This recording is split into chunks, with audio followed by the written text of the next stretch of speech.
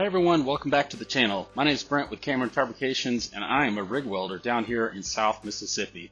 And on this channel, I record how-to videos for heavy equipment repairs, farm implements, fabrication projects, things like that that might happen in the shop. Speaking of shop, we've got some exciting news coming up. In the coming days, maybe next week, we'll be moving into a buddy of mine's shop in Gulfport, Mississippi. So Cameron Fabrications is definitely growing.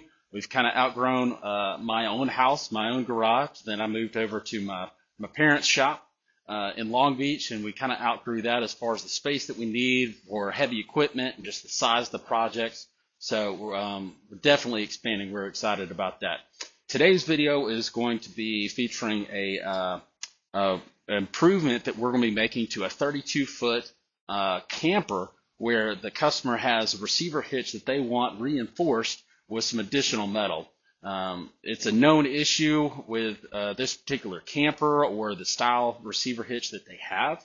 And so what we're going to be doing is adding some 2-inch square tubing that you might be able to see behind me to that to reinforce that on the rear end of his camper, so like the bicycles and whatnot aren't kind of hitting the back of the window, and to just strengthen the receiver hitch.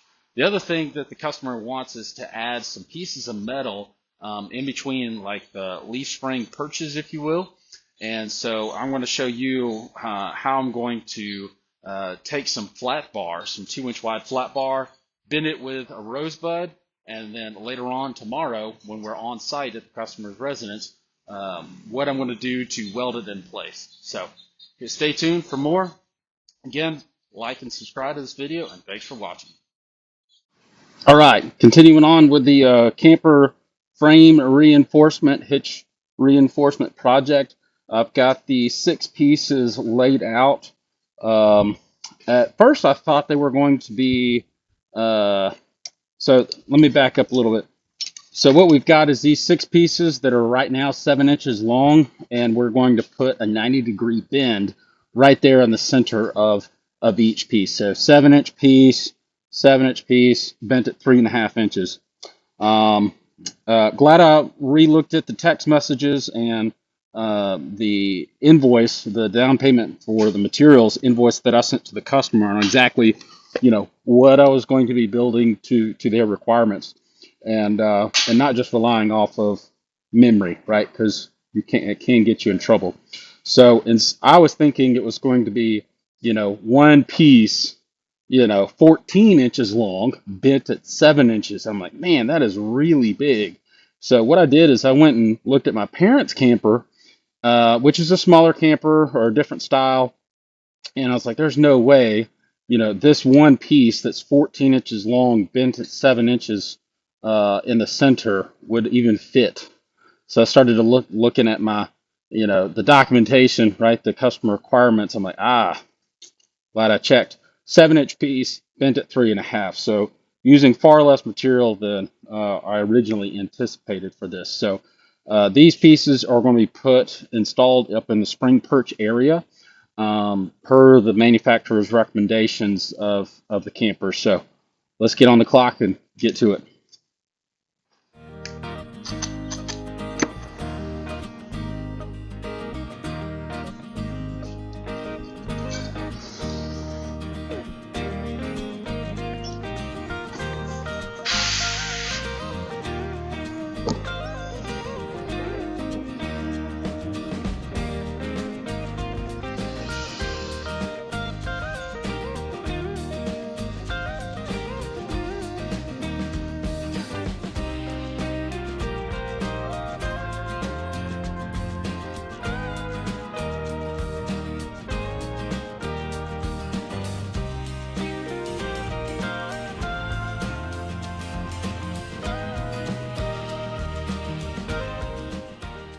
All right, now that those are cut, I'm going to take these 6 pieces that I just cut that are 7 inches long, get them cleaned up with a grinder, and get them prepped to bend with a rosebud at the 3.5 inch mark.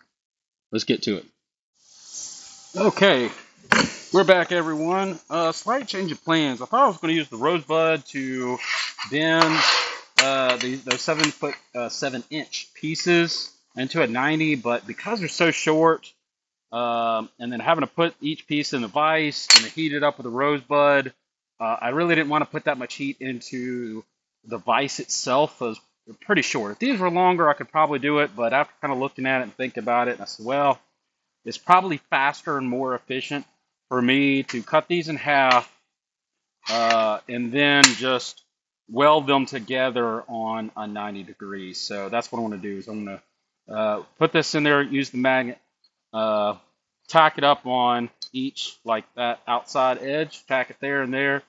And then once that's done, we'll put a pass on the inside and then we'll put a pass on the outside like so. So that's what we're going to do. I think it'll go a little faster than trying to use the rosebud. One of these days I'd like to get a lens, what have you, for the camera so we can get some nice arc shots in there. Because I know y'all aren't able to see what I see behind the shield. All right, so that's what we're looking for. We'll get a little tighter fit up. The gap's a little big, but that's the general essence. Pass there, pass on the inside. Things nice and good and straight. There we go, like that. Okay, let's get a tack on it. For this, I'm using the self-shielded flux core wire. This being a structural application. I'm going to put it out here on the side so it doesn't want to draw it.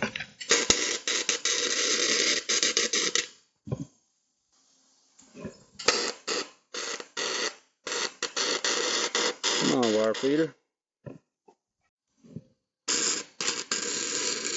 Ooh, that's my ground. If you saw that arc over there, I'm grounded to the plate right there.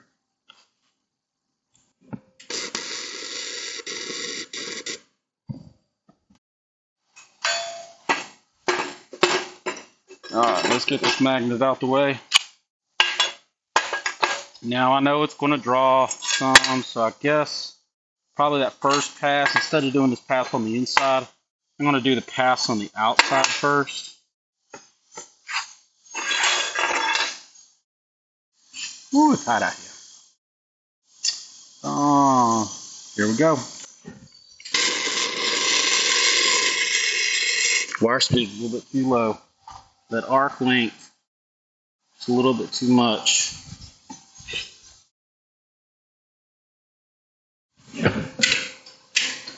Come on, ground. Ooh, moving on me.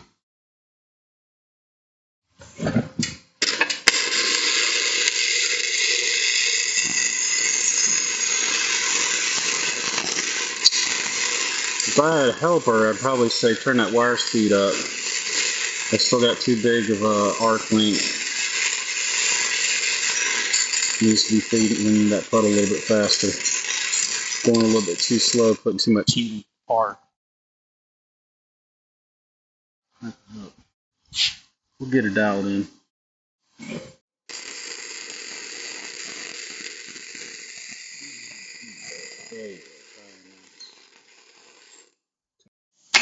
Woo, she's got a little heat in her.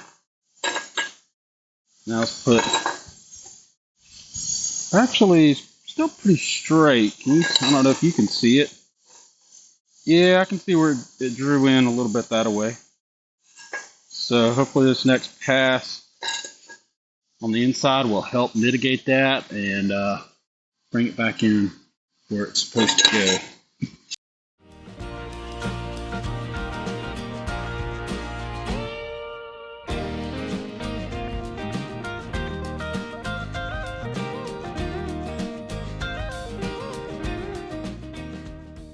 Now the machine that I'm using is a Lincoln ProMig 175.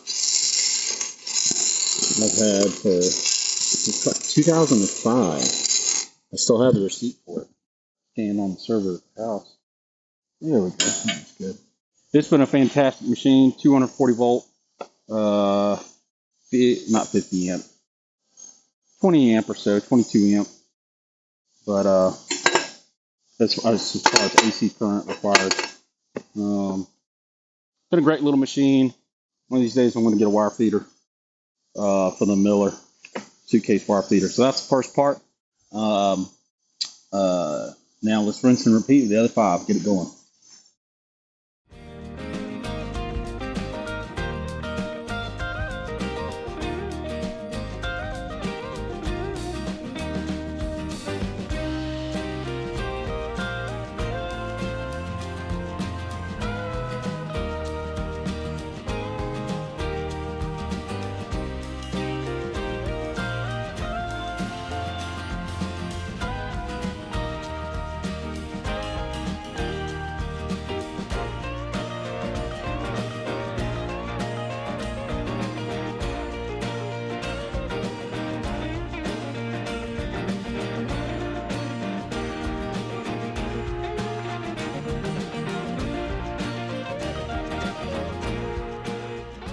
Hey everyone, it's Brent. So here we are on site with the camper project where we're going to reinforce the receiver hitch on it and also work on some of these axles underneath here.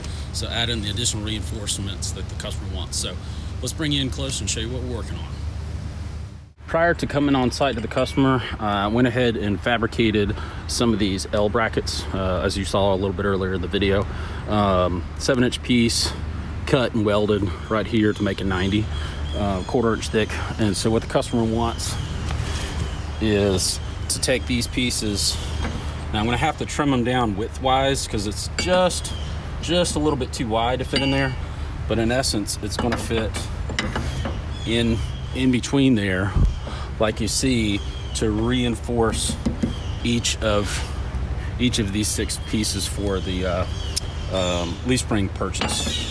So it looks like I'm gonna have to do a little bit of trimming on some of this corrugated plastic for insulation, so I don't melt it and all that. But I've got the cutoff wheel to get in there and kind of zip it, trim it where it needs to go. So fabricate and install 6 of these, and to reinforce that, let's take you around the back and show you what's going on with the receiver hitch.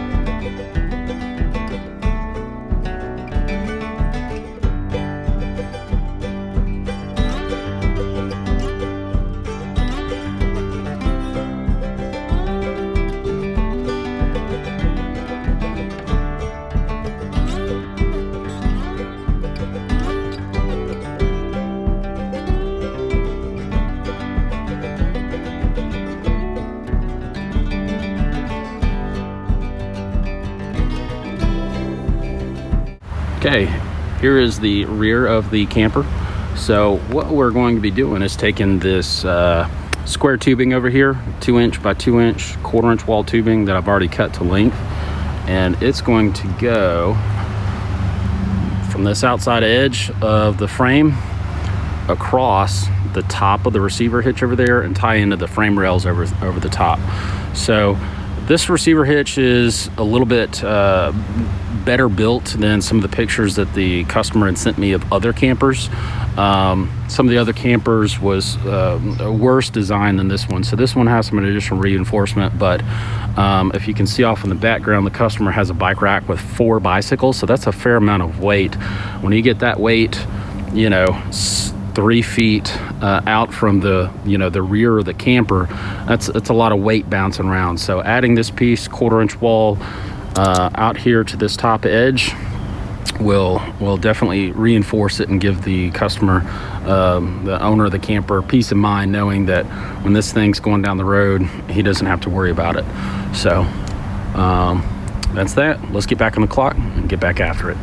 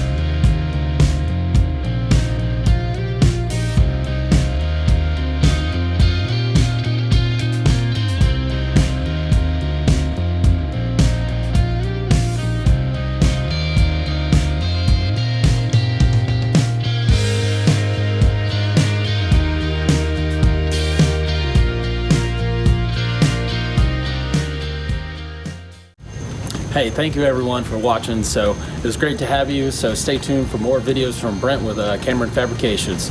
Remember to like and subscribe, and we'll catch you in the next video.